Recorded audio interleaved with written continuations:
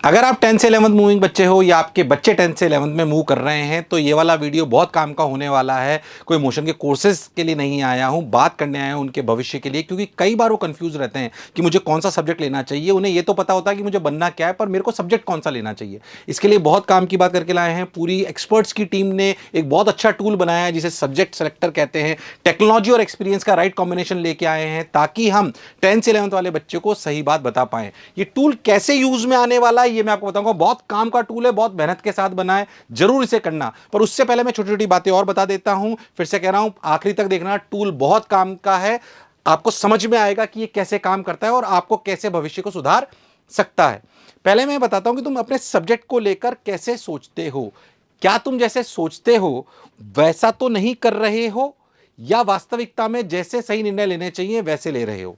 Sir ये तो कैसी बात बोली, आपको समझ ही नहीं आई। अभी आई कि सुनो, क्या तुम अपना सब्जेक्ट किसी इन्फ्लुएंस में ले रहे हो। इन्फ्लुएंस मतलब कि भैया क्योंकि मेरे एसी कमरे में बैठते हैं और क्योंकि वो इंजीनियर बने थे इसलिए मैं भी बनूंगा, या क्योंकि भैया के मेरे पास मर्सिडीज कार है और वो सीए इसलिए बनूंगा। कहीं ऐसा तो कोई इन्फ्लुएंस नहीं है जिससे प्रभावित होकर तुम निर्णय ले रहे हो कि मुझे कौन सा सब्जेक्ट लेना चाहिए। कहीं तुम प्रेशर में तो नहीं ले रहे हो कि पापा ने बोला है कि गुप्ता जी का बच्चा इंजीनियर है तुझे भी इंजीनियर बनना चाहिए, या शर्मा जी का बच्चा सीए है तुझे भी करना चाहिए, या कुछ और। कहीं ऐसा तो नहीं कर रहे हो। या तीसरा, कहीं तुम ऐसा तो अपना निर्णय इसलिए ले रहे हो क्योंकि दोस्त ने सोचा है, दोस्त ये ले रहा है इसलिए मैं भी ये ले रहा हूं। चौथा, सर मुझे पता ही नहीं, मेरे को तो लैक ऑफ नॉलेज है, मुझे पता ही नहीं मुझे क्या करना है। इन चारों में से कोई ना कोई कारण हो सकता है तुम्हारा हो।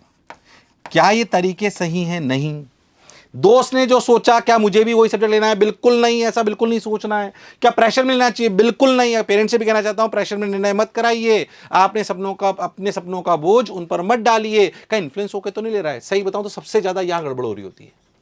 इन्फ्लुएंस हो जाता है बच्चा। अमूमन मैंने देखा है कि वो इन्फ्लुएंस हो जाता है। तो जब वो इन्फ्लुएंस हो जाता है तो दिक्कत होने लगती है। प्रेशर आजकल वैसे पेरेंट्स समझते तो कम ही डालते हैं, बट इसको लेके कई बार गड़बड़ी होती है और इन्फ्लुएंस में वो कई बार गलत सब्जेक्ट लेते हैं। मैं अपने टाइम पे भी जानता हूं, एक मेरा बहुत अच्छा दोस्त जो पढ़ने में बहुत अच्छा था, उसने वो वाला सब्जेक्ट इसलिए ले लिया क्योंकि उसका खास दोस्त वो ले रहा था।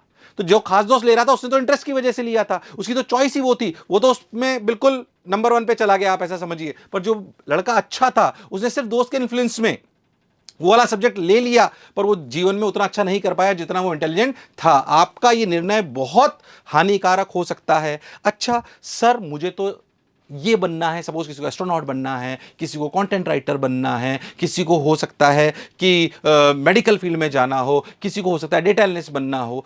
क्या ये रास्ते, कोई भी जो आपको बनना है, क्या वो रास्ते सिर्फ एक ही रास्ते के थ्रू होकर बनते हैं? नहीं, वो बहुत सारे रास्तों थ्रू होके बनते हैं। बट उन सभी रास्तों के अभी सिर्फ 4 रास्ते हैं। 4 कौन से आप सब लोग जानते हो। आपको या तो पीसीएम लेना है, या पीसीबी लेना है, या कॉमर्स लेना है, या आर्ट्स लेना है। यही आपके पास 4 सब्जेक्ट है। फिर से ध्यान सुनना, कौन से? पीसीएम, पीसीबी, कॉमर्स या फिर आर्ट्स। इन चारों में से आपको कुछ कुछ लेना है। हां, इनसे बनने वाले करियर बहुत सारे हैं और उनसे जो फाइनल डेस्टिनेशन में जो आप जीवन में बनोगे वो वाली चीजें भी इनके रास्तों से होते हुए अलग अलग तरीके से जा सकती हैं। तो सर मैं कैसे चुनूं, मुझे कौन सा सब्जेक्ट लेना चाहिए? पहली बात, इस तरीके से तो बिल्कुल नहीं चुनना है।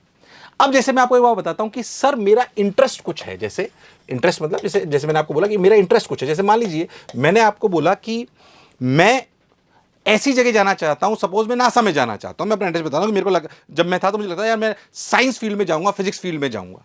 क्या फिजिक्स फील्ड में जाने का तरीका सिर्फ इंजीनियरिंग हो सकता है? नहीं, मेडिकल साइंसेज के थ्रू भी हो सकता है वो, इसमें कोई शक और संशय वाली बात नहीं है। तो क्या सिर्फ पीसीएम लेने से बात बन जाएगी? नहीं। तो इंटरेस्ट मेरा और मेरा सब्जेक्ट, क्या जो मेरा इंटरेस्ट और सब्जेक्ट यानी कि सब्जेक्ट सिलेक्शन जिसे हम कहते हैं, क्या ये सिर्फ एक ही सब्जेक्ट से होकर गुजरता है? ये सही नहीं। मैं जो आज बनना चाहता हूं, इंटरेस्ट मतलब जो मैं बनना चाहता हूं, और जो मेरा सब्जेक्ट है, क्या एक ही सब्जेक्ट से इस इंटरेस्ट की तरफ जा पाओगे? ऐसा नहीं है। बहुत सारे ऐसे इंटरेस्ट हैं जो मल्टीपल सब्जेक्ट से होके जा सकते हैं। तो मान लीजिए कि किसी को नासा के प्रोजेक्ट में पहुंचना है, क्या उसका तरीका सिर्फ पीसीएम से होके जाएगा कि पीसीबी से होके भी जा सकता है? हो सकता है किसी और कॉमर्स के भी किसी फाइनेंशियल उससे लीड होकर वहां पे पहुंचता हो। तो हमें सब्जेक्ट सिलेक्शन कैसे करना चाहिए? अगर किसी भी एक इंटरेस्ट को लेकर 2 सब्जेक्ट हो सकते हैं तो हमें कौन सा सब्जेक्ट चुनना चाहिए? जो हमारी स्ट्रेंथ्स हो, हमारी क्या हो? स्ट्रेंथ्स। अब इस वाली कहानी आने वाली है, धीरे से इसलिए बात बोलो ताकि तुम्हें मेरी बात समझ में आए। इंपॉर्टेंट बात यह है। तो सर मेरे सब्जेक्ट सिलेक्शन में मेरी क्या चीज काम करती है? स्ट्रेंथ। कौन सी स्ट्रेंथ? करंट। क्या जो मेरी करंट स्ट्रेंथ हैं, जाहिर सी बात है मेरी समय के साथ स्ट्रेंथ बढ़ती जाएंगी, बट अभी जो मेरी करंट स्ट्रेंथ है उसको अगर मैं लेके चलूंगा, उस सब्जेक्ट को अगर चुनूंगा, तो क्या रियलिटी में मैं सब्जेक्ट सिलेक्शन सही करूंगा, और सब्जेक्ट सिलेक्शन सही करूंगा तो उससे आने वाले एग्जामिनेशन में मेरे सिलेक्शन के चांसेस बहुत बढ़ जाएंगे। बिल्कुल ऐसा मत सोचना कि हम कोई सब्जेक्ट सेलेक्टर ऐसा लेके आएंगे जिसमें आर्ट्स की बात नहीं होगी, कॉमर्स की नहीं होगी, जो बच्चा जिस लायक होगा वैसे ही करी जाएगी।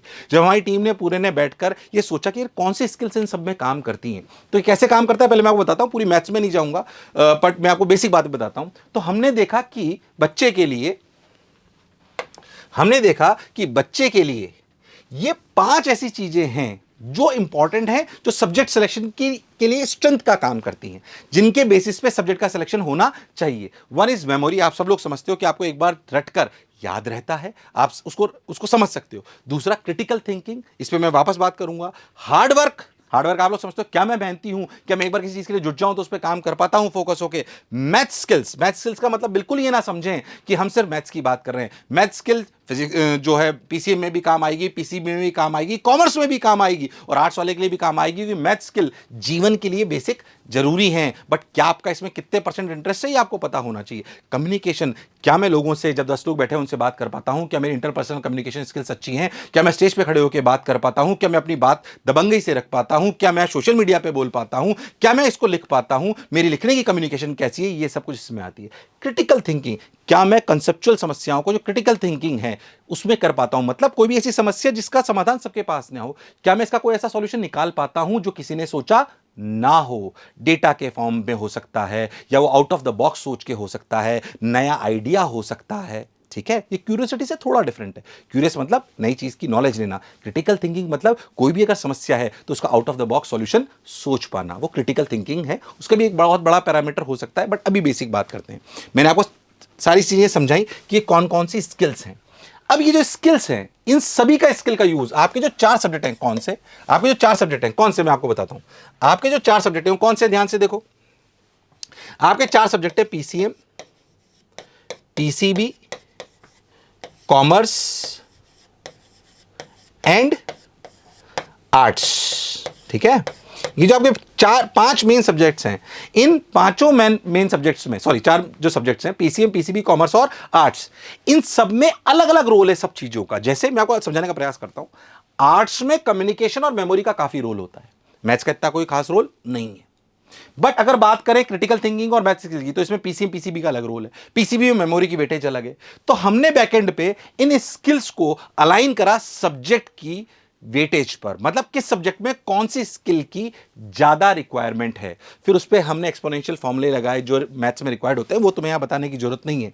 और हमने सोचा कि क्यों ना बच्चे को स्कोर दिया जाए कि इन स्किल्स को तुम्हें भरना है, और भरकर तुम्हें यह पता पड़ जाएगा कि मैं कौन से सब्जेक्ट में सबसे ज्यादा मेरे लिए सुटेबल है।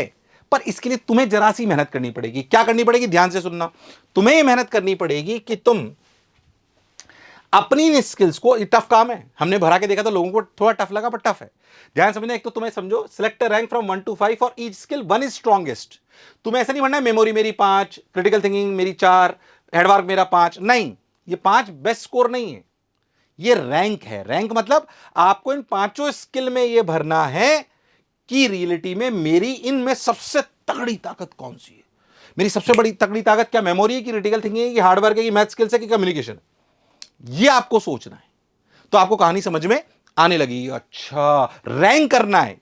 रैंक मतलब 1 मतलब सबसे तगड़ी तुम्हारी जो स्ट्रेंथ है, और 5 मतलब इन सब में जो तुम्हारी सबसे कम स्ट्रेंथ है।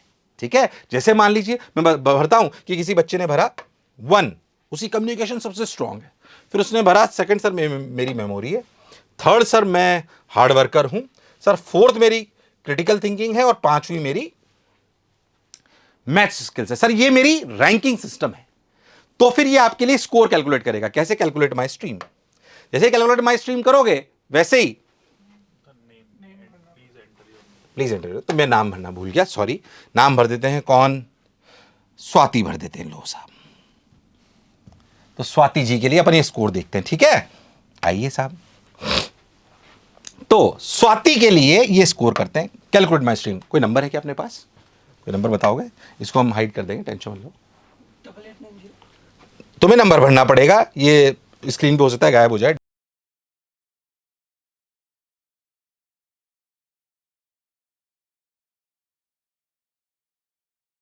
ओटीपी आएगा, प्लीज बता दीजिए। 3543। ठीक है साहब, ये देखिए कौन जीता इसमें। Thank you Swati, based on your responses here is your subject selection result. Arts, यानी कि उसके हिसाब से इसका स्कोर कितना है, 822। सारे सब्जेक्ट के स्कोर आ गए, पर इनमें विनर कौन था, आर्ट्स। दूसरा अगर उसे चूज करना हो तो कौन है, पीसीबी। उसके बाद कौन है, कॉमर्स। सबसे आखिरी में कौन है, पीसीएम। तो ये आपकी स्किल्स के हिसाब से बताएगा कि आप क्या करते हो। फिर मैं कह रहा हूं सजेस्टिव स्कोर है जो दिमाग लगा के बनाया गया है, सिर्फ इसी के बेसिस पर निर्णय लेना है ये भी मैं आपको नहीं बोलूंगा, but it will be one of the guiding factors जो आपको काम करके बताएगा। बट इसके लिए आपको ढंग से उस पूरे रैंक वाले सिस्टम को चलाना पड़ेगा। ठीक है सर, हम आपकी बात बिल्कुल हमें समझ में आ गई। तो आशा करता हूं कि तुम लोग ये वाला फॉर्म भरोगे और एक बार पता करोगे कि तुम्हारा स्कोर कितना आता है, और फिर अपने दोस्तों से भी डिस्कस करोगे। ऐसे बहुत सारे इनिशिएटिव लेकर हम आते रहते हैं। प्रेम बनाए रखने के लिए बहुत बहुत धन्यवाद। और अपना सब्जेक्ट चुनने से पहले 10 बार सोचिए, और जब एक बार सोच लो तो फिर उससे पीछे हटने की जरूरत नहीं है। कर्म करते रहिए, किस्मत के भरोसे मत रहिए। एक और खास बात, अपना जो भी स्कोर आ रहा है ना, कमेंट करके तो बताओ तुम्हारे का क्या आ रहा है। ठीक है, चांस एक ही बार मिलेगा। मुझे सुनने के लिए बहुत बहुत धन्यवाद। Thank you.